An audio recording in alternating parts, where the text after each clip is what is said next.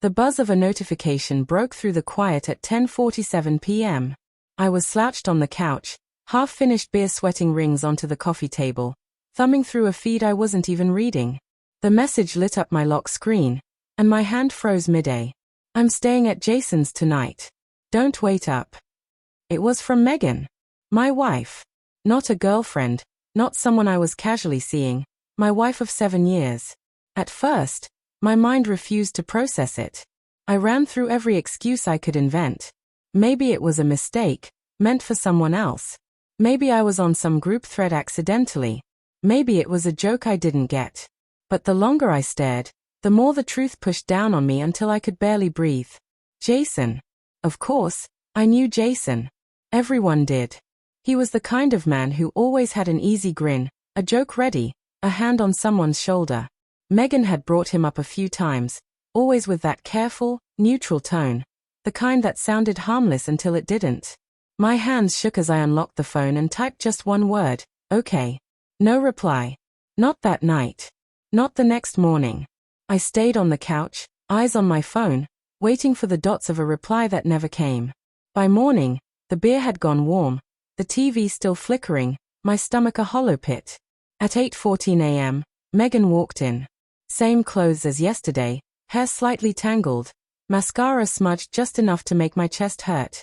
She didn't even look startled to see me sitting there. You're up early, she said, like we were talking about the weather. I didn't sleep. Why not? Her voice was light, casual, like she hadn't just set my world on fire. I turned my phone toward her, her text still glowing on the screen. Her eyes flickered, just for a second, something between guilt and irritation. Oh, she said, flatly. So you saw that? Saw that? Like it was nothing. Do you want to explain? My voice cracked, betraying me. She crossed her arms and sighed, leaning against the counter. I just didn't want you to wait up. That's all. That's all. My anger rose up, hot and shaking. You told me you'd be staying at Jason's. What does that even mean, Megan? Her silence stretched until it hurt. Then, finally, it means exactly what you think it means. The words gutted me. I thought I had braced for it, but hearing it out loud still tore something open. Jason. I whispered. The name tasted like blood in my mouth. Yes, she said simply, nodding as though she were daring me to react.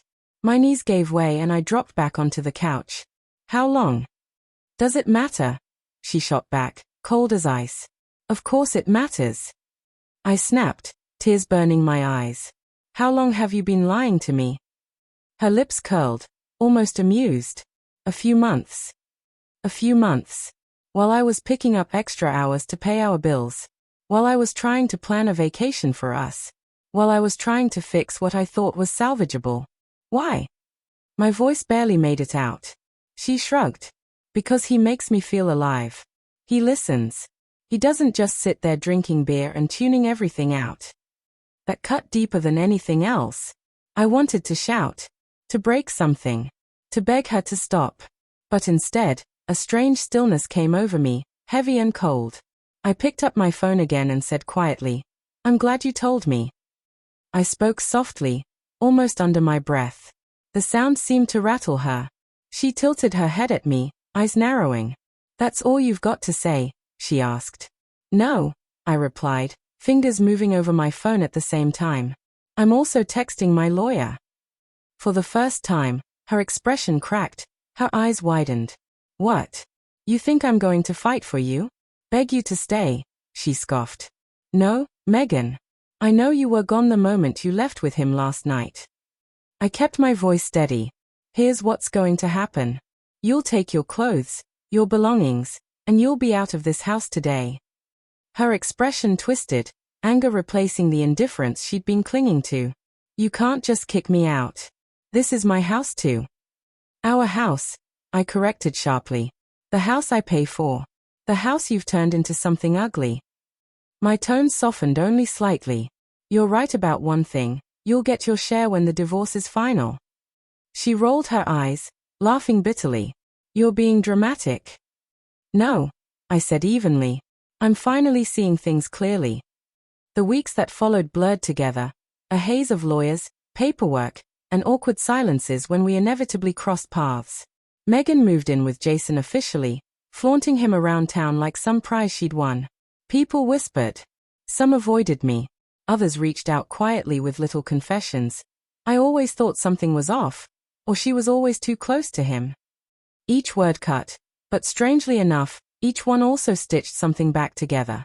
I wasn't imagining it. I wasn't paranoid. The distance, the private smiles, the late-night excuses, I had seen it all. The nights were the hardest. I would lie awake staring at the ceiling, haunted by echoes of her laugh, the scent she'd left on the pillow, the warmth that no longer belonged to me. It wasn't just about sex. It was about betrayal. About trust. About the silent moments when she let me believe I was enough while secretly giving herself to someone else. Then, 1 month later, she came back. I opened the door to find her standing there, hair perfectly styled, wearing the perfume I used to love. Her eyes were softer now, almost pleading. "Can we talk?" she asked. Against my better judgment, I stepped aside and let her in. She sat on the couch where she had once confessed everything, twisting her hands nervously. "Jason isn't what I thought," she said quietly. "It's not the same. I miss you. I miss us." I looked at her, searching her face for any trace of sincerity. "You miss me now that he isn't enough," I said. Tears welled in her eyes. "I made a mistake," she whispered. "A huge mistake. Can we fix this?" For a moment, some broken part of me wanted to believe her, to rewind time, to pretend none of it had happened. But then I remembered the text burned into my memory like a scar. "I'll be staying at Jason's tonight. Don't wait up." "Do you remember what I replied to that text?" I asked. She blinked, confused. "You said, 'Okay,'" she answered softly. "Exactly," I said. My voice was calm, final. "That was the moment you ended us. I didn't fight, didn't beg, didn't plead, because I knew you weren't my wife anymore. You were his. And now, you'll never be mine again." Her face crumpled. She reached for my hand, but I pulled away. "Goodbye, Megan," I whispered. This time, I meant it. When the door clicked shut behind her, a strange calm settled over me. The pain was still there, yes, but beneath it was something steadier. Freedom. Betrayal had burned me to ash, but from those ashes, I was already beginning to rise. The house felt quiet, almost sacred again. I walked through each room slowly, touching the walls, feeling their stillness, as if reclaiming what was mine. And I knew, with absolute certainty, that I would never again wait for someone who didn't care enough to stay.